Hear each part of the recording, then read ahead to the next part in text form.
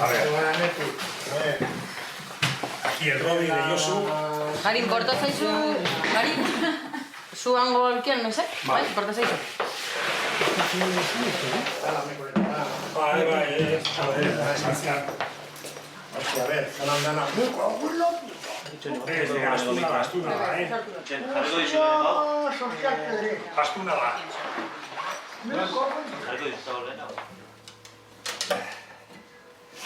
Bueno, ez dakik guztak joko dugun, osea que... Zuk ere abestu badea, zu, ez?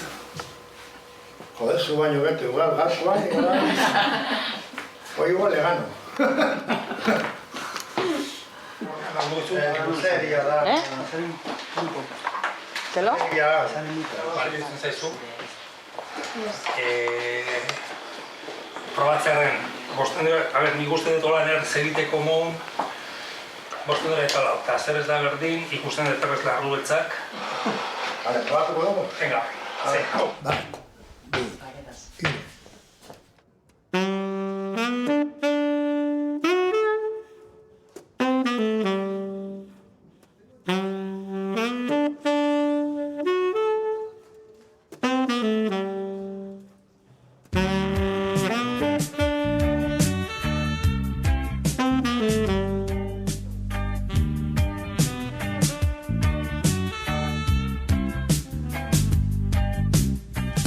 Urranditan Gasteizen, ertzainak taldearen arrastoan. Hemen dagoen Okendo tabernan bildu ohi ziren taldekideak 80ko hamarkadan. Orduan giro aparta egoten zen, gauden Kutxi kalean ez ezik, Gasteizko Alde Zahar osoan, eta ez bakarrik Gasteizkoan, noski. Irratiek ere ez lukete hobe egine Euskadin rokan Bisitatzera gatoz beraz, rock musika eta kontzientzia soziala uztarturik ziruditen eta horregatik askotan urrezkotzat jo diren bai garaiak eta bai lekuak.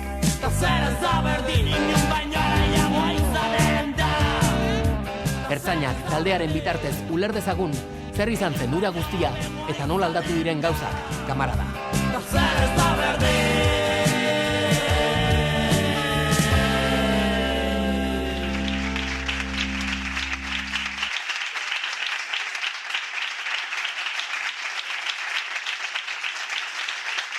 Kalian bizi ginen, ez da gaur moduan ez zauen internetik, ez zauen mobilik, eta gure erlazio modua edo basan kalia, eta oso goiz hasten ginen tabernatan be bai. Ez zauen internetik, hori esan egin bida.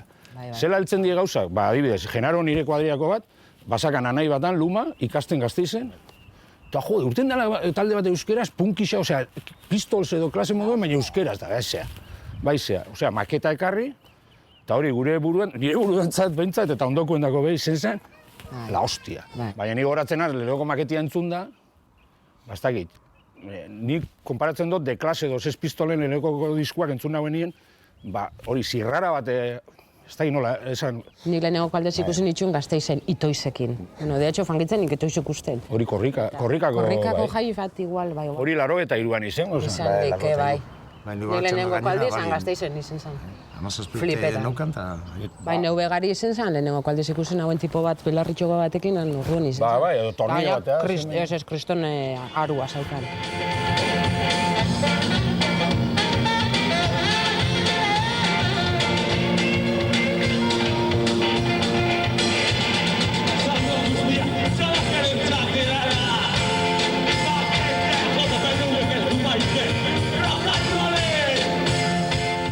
Gari, zen moduz?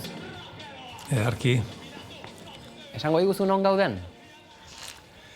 Non gauden, Bilboko Indautxo osoan, Dr. Atxukarro kalean, eta oain eraiki berri da proiektu berri batean, nun lan egiten ari gare txikien mundu marabilloso horretan.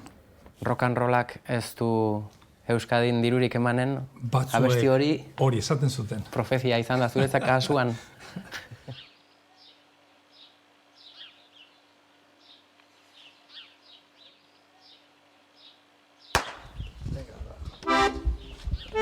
baina zer, ja, berriro hasi? Ja, berriro, bai. Bueno, venga.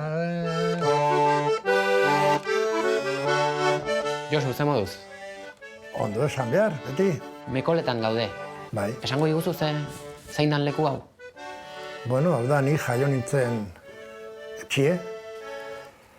Eta nire, anai arrebak eta jaio dien lekue.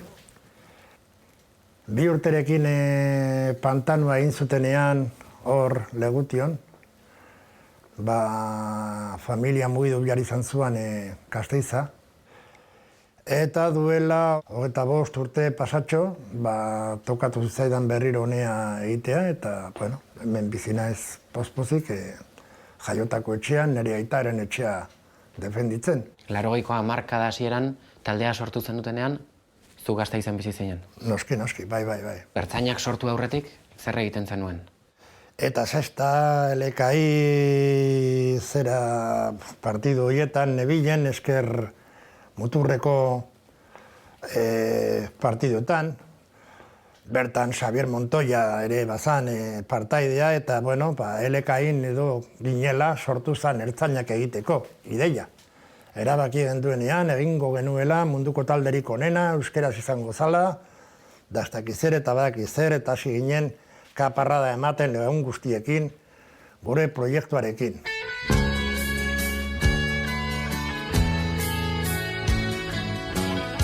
Munduko talderik onena martxan jarri zuten lagunak Gasteizko Bodegon tabernan elkartu ditugu. Josu Zabala konpositore, bajista eta trikitilaria. Luis Javier Saiz, txampi, bateria jotzailea. Eta Enrique Saenz de Villaverde, kike gitarrista. Gerora, taldeko kide egin zen Bingen Mendizabal teklatu eta violinista ere azaldu da itzordura. Taldea osatzeko, gari falta da, baina abeslariak ezin izan du etorri, zabaldu berri duen dendan lan egitea tokatu zaio. En principio, yo me acuerdo que buscaban un batería, yo vivía en Donosti, buscaban un baterista y me hicieron una prueba en Casa del Matauco, exactamente ahí en Alza, y me cogieron, me dijeron que tenía que venir a Vitoria, y vine a Vitoria y empezamos a ensayar. Curro era el baterista. Le dijimos que tenía que venir a Vitoria. Sí. Dejar su grupo de verbenas, y dejar de ser un puto verbenero y cortarse el pelo, que es lo que más te jodió. Que tenía una melena hasta aquí, estupendísima, rubia, de vikingo. Xavier Montoya izan zen ertzainak taldeko lehen abeslaria, baina Josu Zabalarekin izandako eztabaida baten ondorioz taldea utzi zuen. Abeslari bila hasi ziren orduan. Tenía un cantante que era Gary, que ensayaba en el local donde yo ensayaba antes en Legazpia, y se había dado la hostia con mi moto. Estaba tocando en un grupo que se llamaba Zipper. Exactamente. Y un día que Zipper tenía un concierto en Legazpia, fuimos el Gene y yo a comprobar a ver si el chaval aquel tenía madera, si servía o era un menguelo. A ver qué acento tenía. Y sí. Y me acuerdo que estuvimos todo el concierto en primera fila provocándoles, tirándoles lapos, tocándoles los huevos al bajista y dándoles golpes en las zapatillas cuando se arrimaban al borde del escenario. O sea, me imagino. La típica postura destructora. Haciendo el punky. Y la verdad es que el chaval pues aprobó el examen. Pero tuvo que cambiar un poco de look también porque venía un poco Rolling Stone, venía un poco... Sí, pero bueno, eso no nos importaba mucho. Lo del punk no lo había... Sí, él iba de Mick Jagger. Iba de Mick Jagger total. Iba de Mick Jagger juvenil, sí, en aquellos tiempos. Ez dakit nola aguantatu nien. Ez bakarrik Josuri, baizik eta Josu eta bere plana estatu maior horretai. Ez dakit nola. Ez ziren oso impertinenteak, oso Latinoamerikan esate dute muy sabidos, ez? Eta baina gehien bat erak oso argi zuten eta gehien bat Josu oso argi zuen bere proiektua zein zen, ertzainaren proiektua zer zen eta nola nahi zuen hori gauzatzea. Nik uste lehenengo aldian etorri zirela Josu eta Gene, taldearen lagun bat, etorri zirela Legazpiran herrira, ni ezautzea, gehien bat. Eta ziren bi mundu oso kontrajarriak. Ni Legazpikoa, herri txiki batekoa, bera Gasteiztarra, biok euskaldunak, baino berak ni baino 10 urte gehiago. Topo ingendun Oñatiko herrian, ospatu zen festival batean, ertzainak eta nere taldea, Legazpiko taldea. Eta behin kontzertu amaitu, sortu gendun edo, prestatu gendun una reunión del alto mando ertzainak con el novato. Zenbat urte zenituen? 18. Eta nik hori entzun nunen, proiektuaren oinarri hori entzun nunen, esan nuen, hau da nire oportunitatea. Eta buru belarritan utzi eta Gasteizak nintzen. O sea que poder de convicción el señor lo tiene.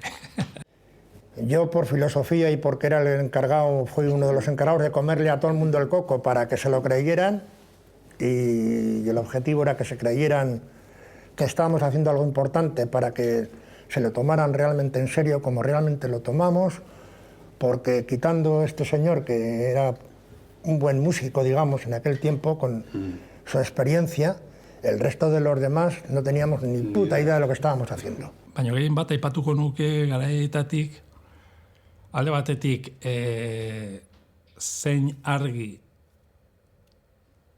izan zuten ertzainak taldeko kideek edo gehien bat argi esan da, Josuk ze argi izan zuen momentu harretan ertzainaren ideia, ertzainaren filosofia, ertzainaren zer esan nahia.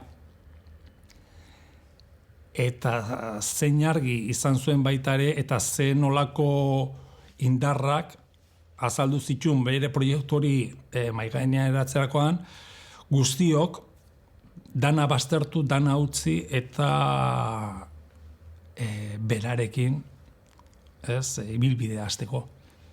Beraz, jarriko nuke hori esan da Josu nolabait, hori flautista melin bat bezala, ez da gu bere atzetik.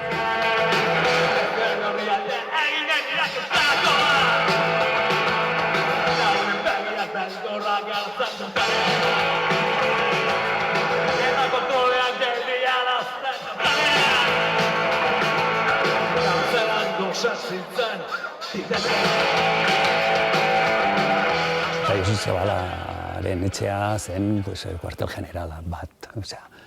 Eta bueno, ginen egon gelara, eta batean dozenaka pertsona geundenan egon gelan.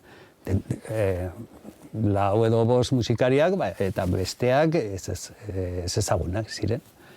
Eta adosteko kontratua bat. Eta asamblea bat moduan. Asamblea. Eta guk nengoen kontratuan, eta lehenengo, eta ni ozenki oiukatu genuen, eta pues el contrato dice que haremos no sé qué, eta Zabala esan zion, bueno, a ver, tíos, ¿qué os parece esto que está diciendo este, no? Eta zaintzen ertzainak taldearen atzean zegoen proiektua? Zergatik, zertarako sortu zen? Bueno, claro, joder, lehenengo aldiz, Euskal Herrian kasgora jartzea. Ertzainak burtsailea zera. Egun osoa pasatu ginen esatea a romper, vamos a romper. Osea, hori zen zaldia errepikapen a romper, has de venir a romper, sí, a romper. Osea, dena zen hori. Ordura arte euskal musikan, oso musika kritikoa egiten zen, kantautorek kritika asko eta handiak egiten zituzten, bai?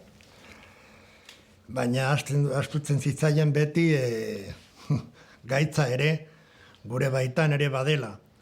Orduan, gure proiektua zen, talde kritiko bat sortzia, baina kritikotasuna norabide guztietan martxan jarriko zuena. Gure helburua zen kantatzea rock and rolla batzokian, kantatzea garai hartako biolentziaren kontra, eta drogak haiekan, adibidez.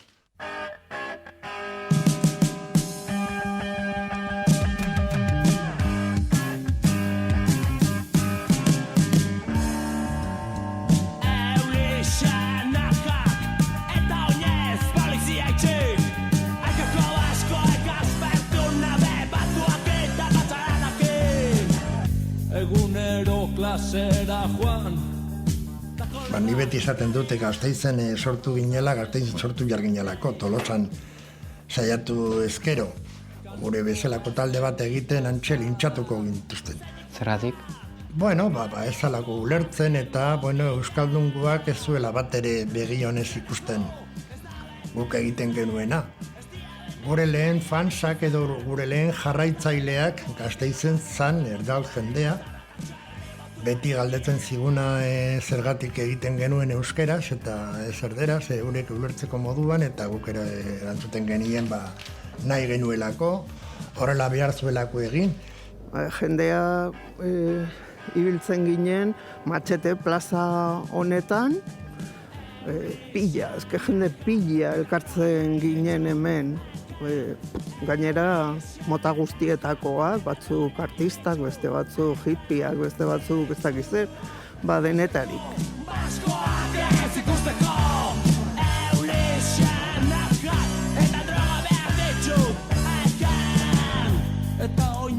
Eta orduan jendeak ulertu eta bultzatzen gintuen. Euskaraz egiten genuelako naiz eta eurek ezer ez ulertu. Aldiz, beste alde batetik, euskaldunak ziranak uste zuten traidore batzuk ginala, etxaiaren musika egiten genuela, hori ezala ona euskararentzako, eta bla, bla, bla, bla, eta bla, eta bla, eta bla. Eta ganera, gure kantuetan, kritikak eta agertu ezkero, gurek ordezkatzen zituzten ideientzako, are gehiago. Orduan niretzat izan zen aukera ona eman zidana Josuk adierazteko nik sentitzen nuena garai hartan baskoen kontura. Hori beti folklorea eta txapela, patxarana, ez dakiz zer.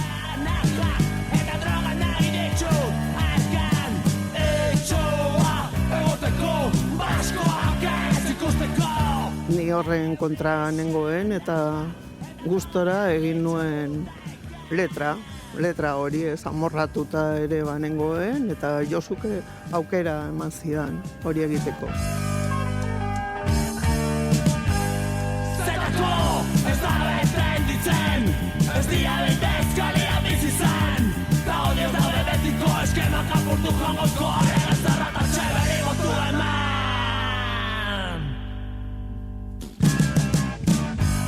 Letra haiek egun 21. mendean zure eskuartean hartu eta pentsatzen duzu basatiegiak dira. Politikoki oso ez zuzenak dira. Noski. Baina hor dago, ez? Niretzat ertzainaren mamia hor dago. Ertzainaren filosofia hor dago. Ez, hartzen baldin badituzu garaietako talde hitzak ertzainaren hitzarekin ez dute zer ikusirik. Ertzainak adierazten zuen munduarekin ez dute zer ikusirik. Gu ez ginen talde panfletari bat. Gure kanta askotan eta gure disko askotan azaltzen den personajea edo kronika beti dago lotuta norabaiteko personaje ahul batekin. Ez? Ahultasun hori sarritan musikatzen gendun. Curro hizo el diseño del efecto Freddy, bomba. El artista... ¡Hombre! Siéntate aquí, coño, ven aquí, tú, capullo. Este es protagonista de una de las canciones, una de las mejores canciones, son todas buenísimas, pero una de las mejores es la que cuenta... Inspirada en la vida del ilustre. No, cuenta cómo se inicia una persona de aquellos tiempos en el mundo del vicio. La historia de los comienzos de un vicioso.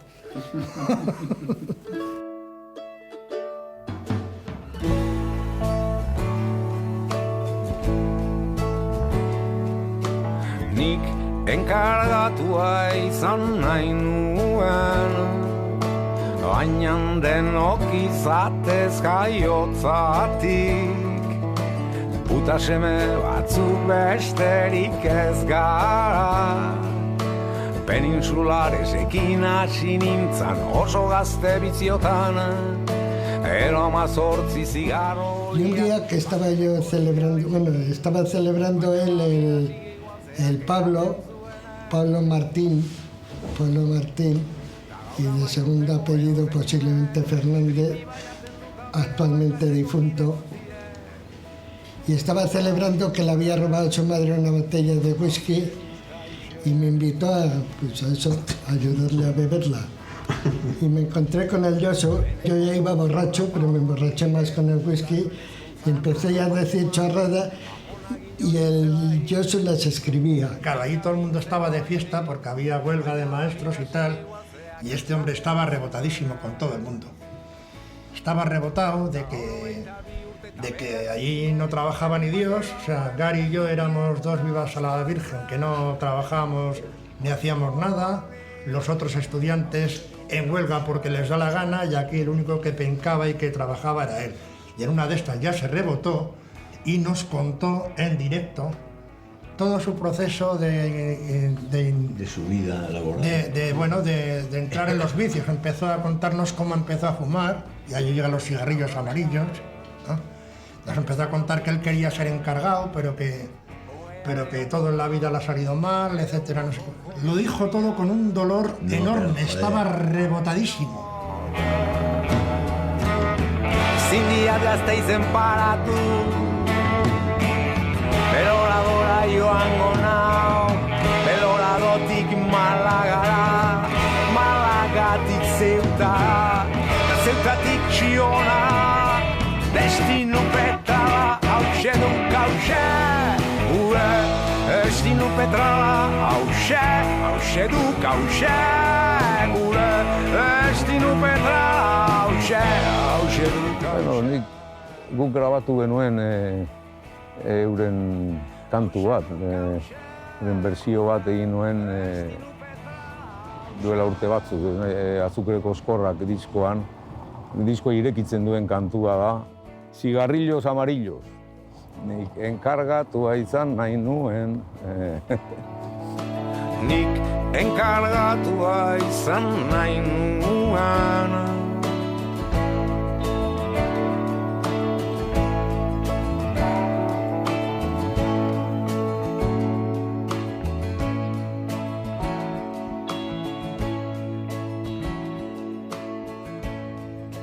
Josu Zabala gure lehen 3 diskotako soinujolea izan zen. Eta hasieratik hautsi danfora grabatzen ari ginela, esaten zidan talde bat nahi zuela antolatu. Eta urte batzuk beranduago ikusi nuen talde hori lehenengoz, nik uste sasoi hontan Aste Santuak edo Pasaiako hilketaren ondoren Iruñan antolatu zen. Iruñan uste Berriozarren edo Arrotxapean izan zala kontzertu hura, eta hor ikusi nuen lehenengo Ertzainak. Eta talde handia intzuten, eta uste dut kontzertu bikainak ikusi genituela. Irudiotan Tito Aldama, Ertzainak taldeko saxo jotzailea. Duela 7 urte zendu zen. Karisma handia zuen Titok, eta taldekide eta taldeko zaleek kariño handiz gogoratzen dute. Tito, el saxo, era payaso, pero payaso de verdad, profesional. Y Tito, el saxo, era un show. Y bueno, nada, Champi era tremendo, era un batera con una contundencia, era un metrónomo, Gary tenía un carisma enorme. Kike era el más tímido, era como Eric Clapton, tocaba la guitarra y le gustaba incluso a veces darse la espalda o tocar a la sombra. Y Josu estaba allí. Y la verdad que eran una panda acojonante. Nik ikusi nuenean lehenengo aldian Ertzainak uste duterako kontzertu batean ez dakit ja, naiz oroitzen urtea eta hori ez galdetu badakit otan edo zerbaiten kontra zela, eta ikusi nuenean geratu nintzen txunditurik. Hori, Gari ikustea elektrikoa zen, mutikoa. Eta hori eta denak, eta niretzat, bai.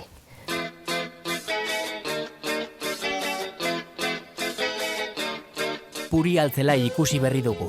Belladona talde nafarreko basu jotzailea. Soilik emakumez osaturiko lehen taldeetako bat izan zen Belladona 80ko hamarkadan. Ertzainak erreferentzia izan zen beraientzat. Atzemoni mazu lehenengo diskoa da disparate bat. Ertzainak proiektu zoro bat zalako, era bat zoroa. Eta hori oso ondo islatzen da disko guztietan. Nik uste lehenengo diskoa kaleratu aurretik talde 2 urte horietan taldearen barnean zegoen indarra, zegoen potentzia, zan ikaragarria zentzu guztietan, ikaragarria. Y yo la maqueta, me acuerdo que la oí la primera vez y se me puso la carne de gallina, o sea, dije, ¿qué es esto? Era muy salvaje. O sea, yo lo recuerdo, vamos, un antes y un después, claramente, o sea, como no me ha pasado con ninguna otra música, ni otro grupo. Lehenengo kontzertua uste dut izan zela Garaziko Garat trinketean. Eta zen, enetzatzen pixka bat mundu mailan egiten zen musikarekin konektatzea baina euskaraz. El primer concierto que vi en directo de Ertzainak, aquello sonaba horrible, porque estábamos en fiestas de Agurain, en Salvatierra, había un escenario, se subieron, nadie presentó a nadie, no había gente, tocaron durante 1 hora, nos descojonamos de la risa, estaban todos más mamados que el copón y nosotros también, y dijimos, ¿quiénes son estos? Y de estos son de Gasteiz, estos son de Ertzainak, y digo, sí, a ese del Kaiku a cuadros rojos le conozco. Alfredito, cigarrillos amarillos egin zuenak, erori zen furgonetatik zabaldu ziren ateak, eta erori zen errepidea. Desmadrea horren besterainokoa zen. Ni oso ondo pasatzen genuen.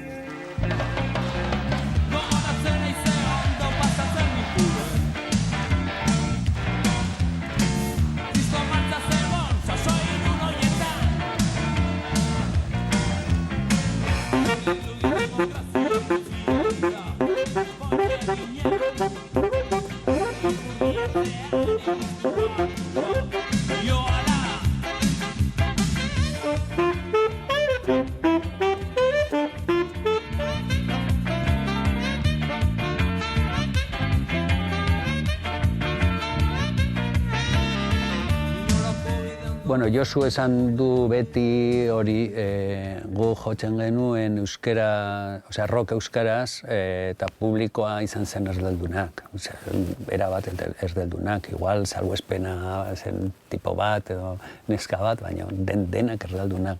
Erdaldunak ginen. Eta nik ikasi nuen ertzainaren eraginez. Osea, nire asmoa zen bere hitzak ulertzea. Hainbeste aldiz kontzertuen bukaeran, agurtzera joan, besarkatu, solastatu, noizbait ganion Josuri nik ere euskaraz idazten nuela.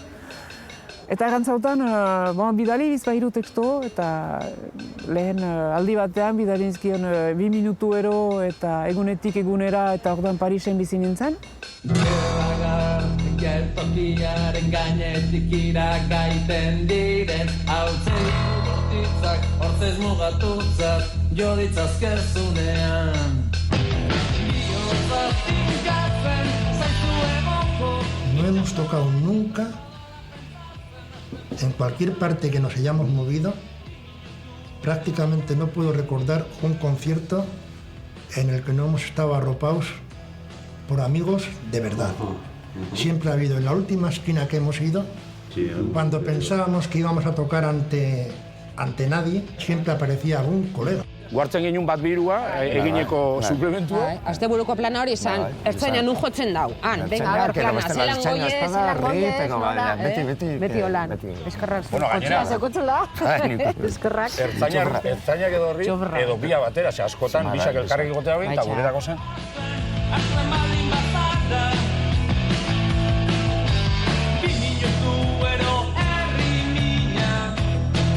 Kontzertu ikaragarri politxe asko bizi izan genituen. Hasieran kontzertuak oro tentsio handikoak izaten ziren, punkaren eragina bazalako gehien baten, eta punkak berez tentsio sortzailea da. Bueno, yo del que me acordaba era del de Iruña, que fue la presentación del disco en la Naitasuna. Y hablando de la Raúl Chapiño Batean, claro, invitamos a la banda municipal de ska. Y ocurrió que, si ya éramos muchos, empezó a subirse gente al escenario y el escenario aquel temblaba, yo no sé cómo coño no nos matamos todos. ¡Tira las patas al suelo!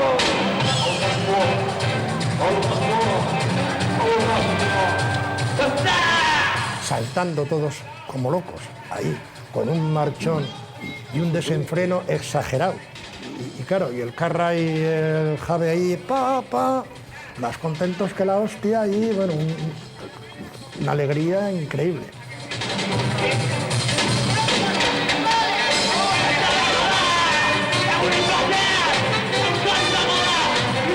Kontzertu gogokoenak? Nik esango nuke gehien gogoratzen ditugunak dirala traumatizanteenak. Bergaran kontzertu bat egin eta kontzertuaren bukaeran laukote bat, bi neska eta bi mutil etorri, esaten 70.000 peseta daukagu, joan behar duzue yesería será jotea. Nos dieron el dinero y se trataba de que tocáramos para 3 amigas de ellos que estaban presas en yesería. Tú te enamoraste de una. Yo no me acuerdo. Sí, y le preguntaste cuándo iba a salir. Te dijo 104 años.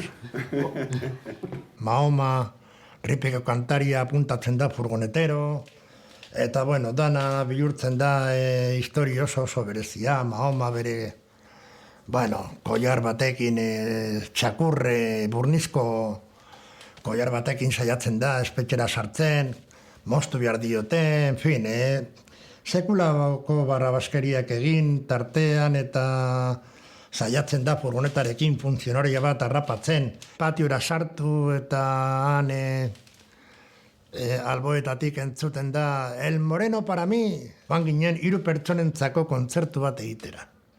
Yo de ese viaje, y luego, bueno, o sea, ese viaje tengo un recuerdo que me le diste tú, una chapa que hacía en ella, y me pone Bior Biocha para Alfredito de, no sé cómo se llamaba, que la tengo en mi propiedad, pero la tengo descontrolada, no sé dónde la tengo. Kontu da handik urten eta kostatu zitzaigula 3 ordu edo gehiago, ahoa irekitzea, zerbait komentatzeko.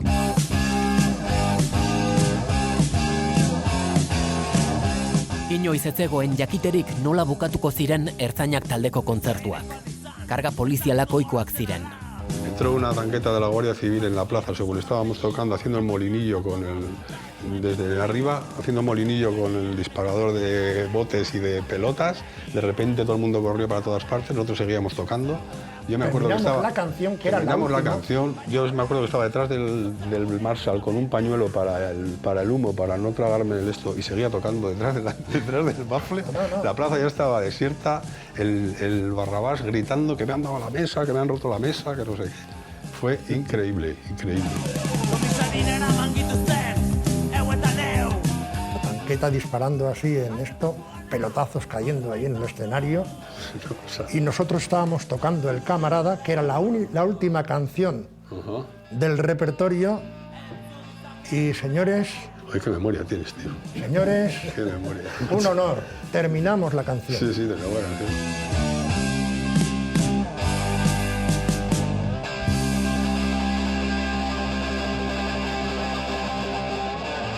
Guztia bizi izan genuen plazara hundirekin, eta beti izan da, bueno, beti da kriston plazarra, jendearen aurrera joan, zeure kantak kantatu, beraiek entzuten zaituzte, txaloak, en fin, gure ego txikientzako gauza horiek marabillosoak dira.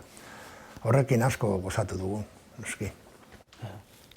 Berehalako arrakasta, berehala lortu zen duten arrakasta izan zen zailena kudeatzen? Sin duda. Sin duda. Ez da... gauzak bapatean datozenen, ez ustean datozenen, jasotzen dezun kolpea ikaragarri da, eta momentuan ez zara ohartzen hortaz. Bizi zara, kriston abiaduran, eta horrek ez zaitu uzten, paratzen, eta hausnarketa txiki bat egiten, ez?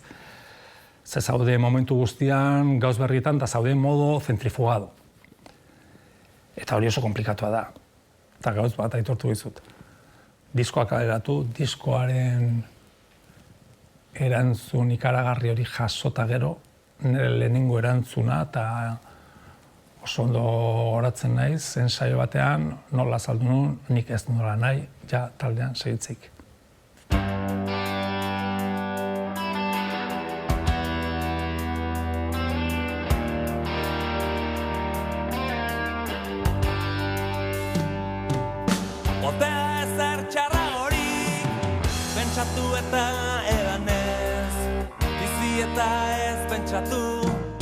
Esateko ez ere zeuki, lanik ez egin, ondo geratzea baino. No sé, lo llevamos bastante bien. Yo creo que sí, vamos. Metíamos tantas horas en el local que no nos daba tiempo de aburrirnos. Yo creo que nos drogábamos y todo esto como la gente normal, más o menos. Los jóvenes se drogan así. Bueno, nosotros teníamos suerte excepto especial. ahora hay los cuelgues del deporte y todo esto, pero antiguamente la gente salía a potear y yo creo que se drogaba como nosotros. Drogak garai haietan oso presente zeuden. Taldeari nola egin zioten kalte? Olako proiektu batean drogak ez dute inoiz laguntzen. Inoiz. Baina hori momentu horietan ez dakizu. Hori gerora. Ez ikasten dezu. Ez, paratzen zeanen, ez, ikusten dezunen zeure burua, zeure gorputza jota, ez, obligazio horretan, paratzeko obligazio horretan zaudenean, hortik aurrera eraikitzen dezun bide berri horretan, konturatzen zea, ez, zeintzuk izan diran ondorioak. Eta kasu guztietan ondorioak oso azkorrak izaten dira. Hor ez da beste irakurketaik. Gure 80ko udaberria heroinak zapustu zuen. Dana pikutaraz joan zan, iesaren agerpenarekin eta heroinaren lehenengo heriotzak eta suertatu ziranean. Ganera musikariei bereziki afektatu ziren fenomeno izan zan. Hor dago RIP taldearen kasua, nola zikatrizena eta beste askoena. Garai haietan, holtza gainean eta publikoaren artean ez zegoen zeintzu horretatik edo ez zegoen distantziarik. Guztiak bat egiten genuen komunio horretan. Ez? Garai haiek holan izan ziren. 80 hamarkada holan izan zen. Hainbat eta hainbat lagun adiskide bidean geratu ziren.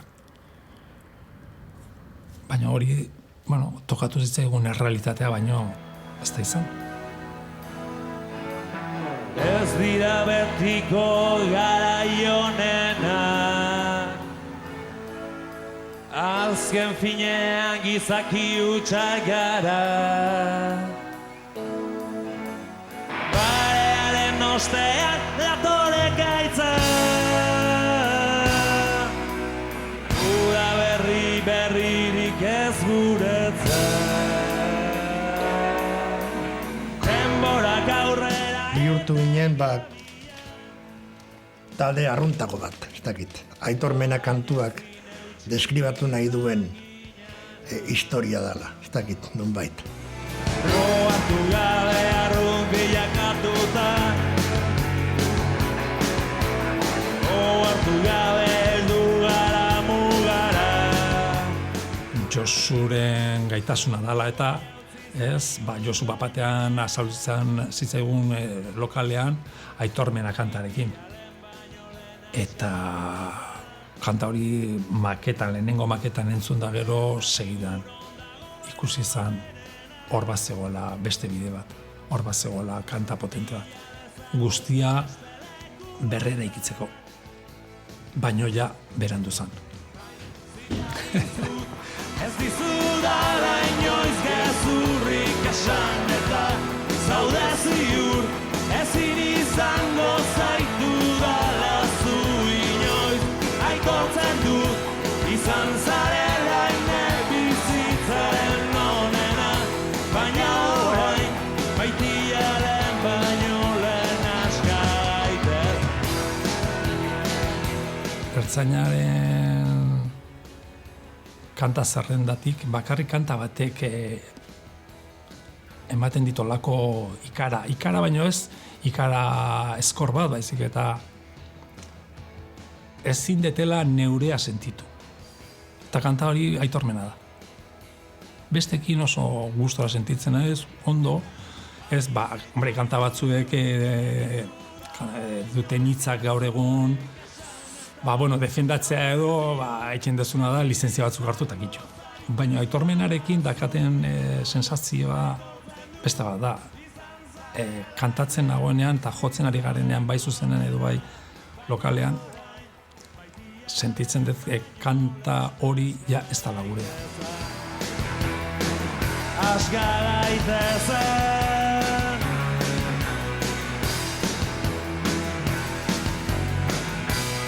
Aska gaitezen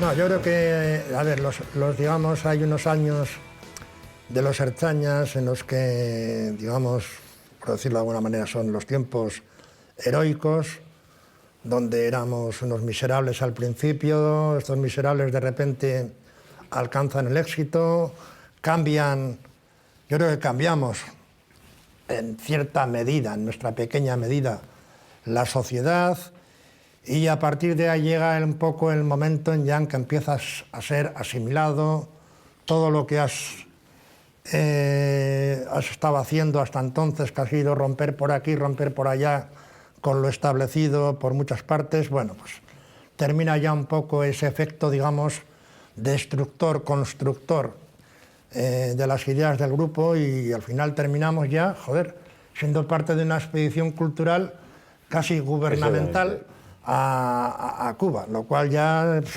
no sé, significa que ya nuestro periodo... Quisimos ir a hacer la revolución otra vez a Cuba, sí. Pero ya...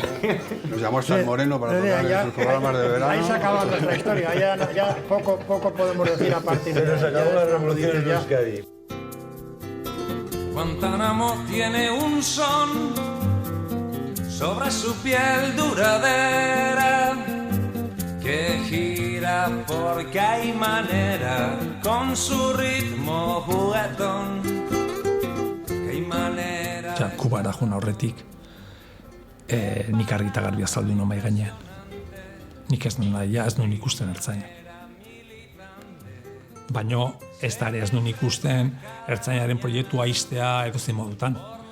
Ez, hainbeste sufrimendu kakotxen artean pasa ondoren, esaten nola ez tegu utzi hemen gure urte honenak, ez, hau edozein modutan izteko, amaitzeko. Eta horretan egin genduen esfortzua ikaragarri izan zen. Josu eta Bion arteko esfortzua ikaragarri izan zen. Baina beharrezkoa. Zergatik erabaki zenuen taldea uztea? Ni ez negoen bat ere gustora. Ez nuen ikusten biderik artistikoki neurea garatzeko. Eta argi non ja proiektua hilda zegoela. Hala ere, ez, kapazak izan ginen, naiz eta realitate hori izan, gure artean, kapazak izan ginen, azkenengo bidiskoak nik uste berriro, mail altu batean jartzeko. Eta ez bakarrik diskoa, baizik eta gero zuzenan ere bai, aldaketa ikaragarri izan zen, ez, askoz profesionalagoak bihurtu ginen, eta nik uste kapazak izan ginela hori, behar da moduan izteko, edo saiatzeko behintzat ez, izten histori hori.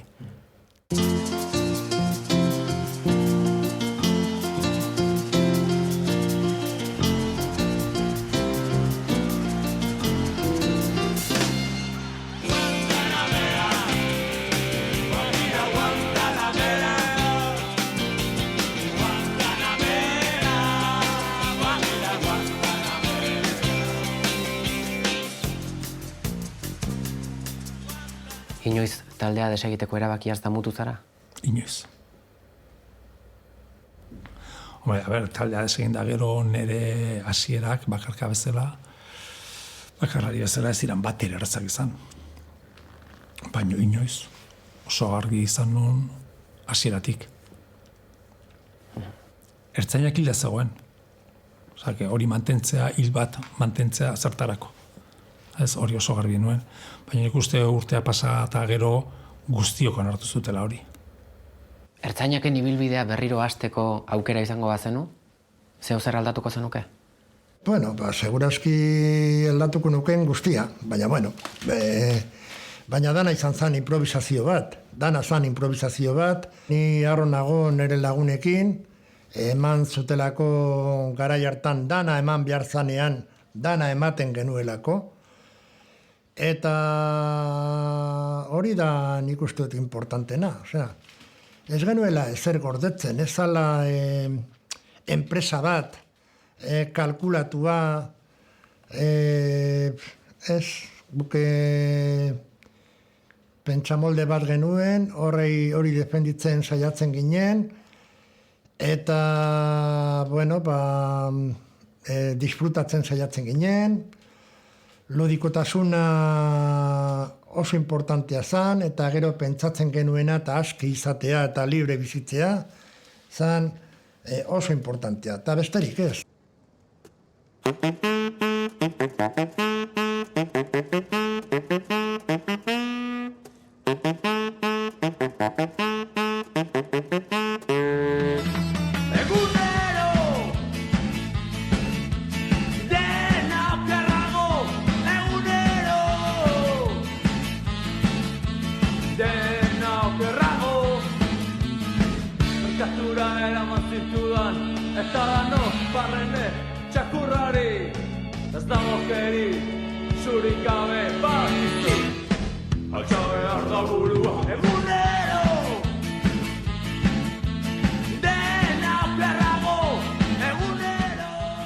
Gogoratzen dut azken kontzertua.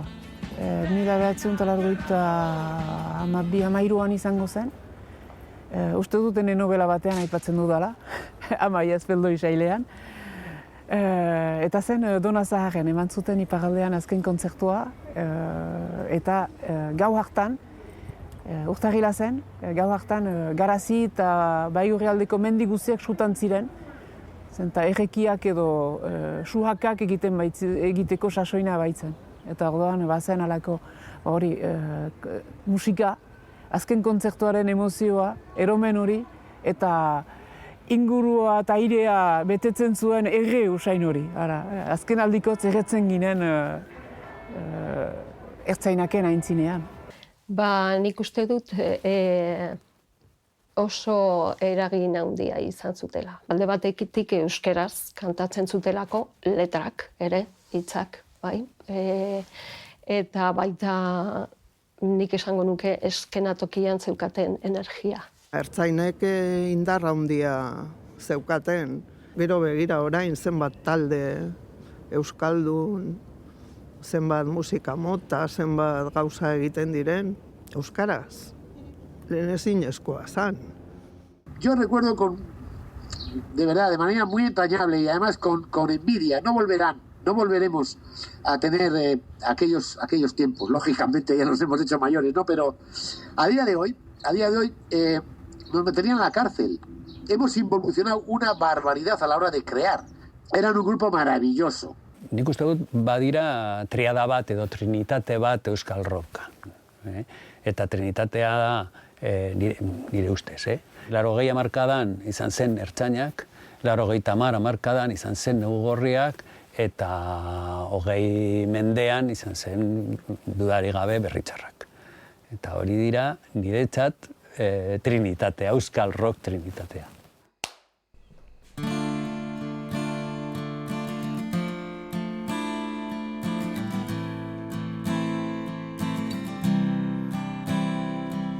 Kristalaren bestaldera bibegiak hiltzaturik, jada ezin dut konprenitu zein gaizki sentitzen naizen. Dena aldatu da erabat, desberdina da erabat, eta guzki horrek min egiten dit, aurpegia daukate zitzuratua, izpiluaren aurrean.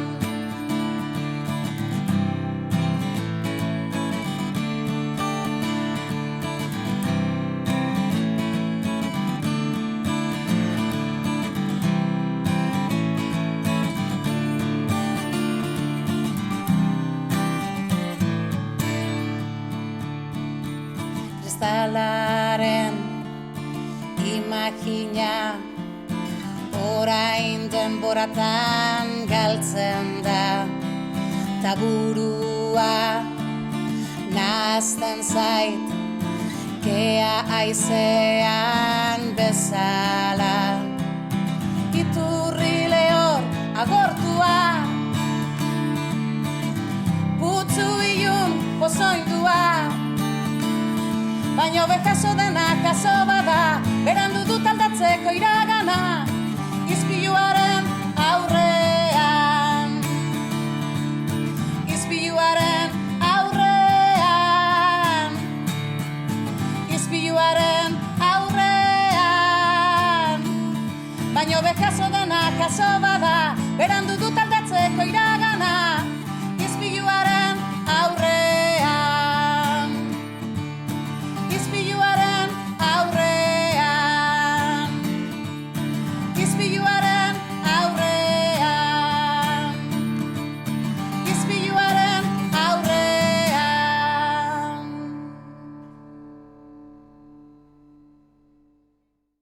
Zuk gari ez daukazu inongo nostalgiarik? Ez.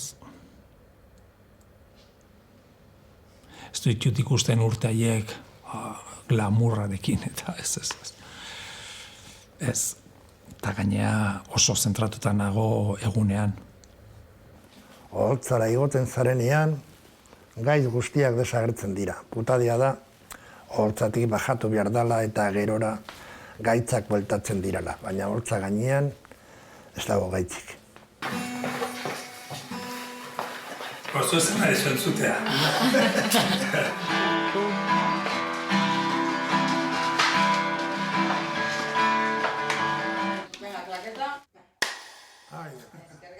Hori joketa.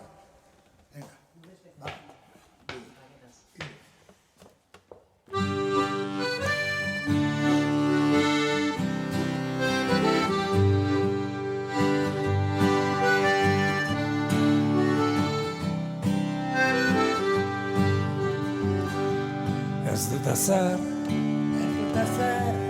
ez dut azar inoiz, ez dut azar inoiz zuri esateko, oiturazko egunkari eta irratiek ere, ez dukete eginen.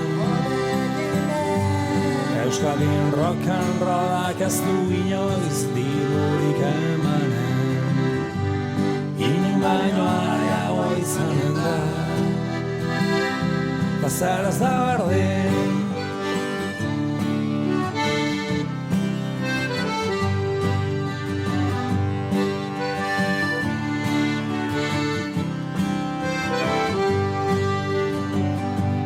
Ezin zaitut, ezin zaitut inoiz, ezin zaitut inoizu isitatu. Munduan ez dako kolorik zeruan,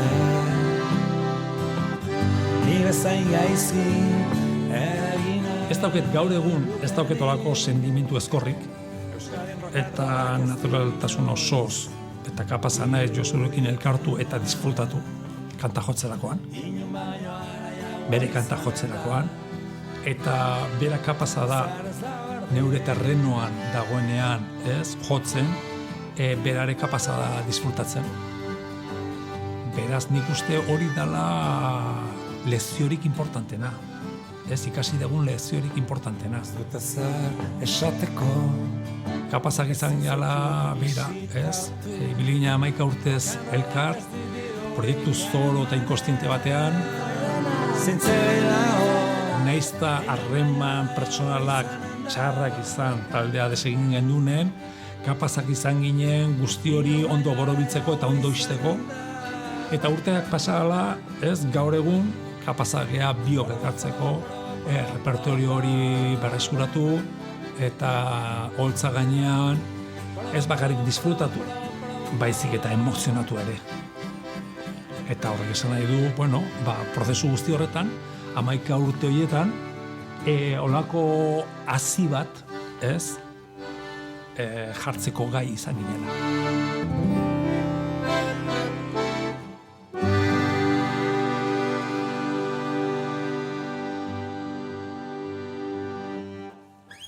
Enorme, chaval.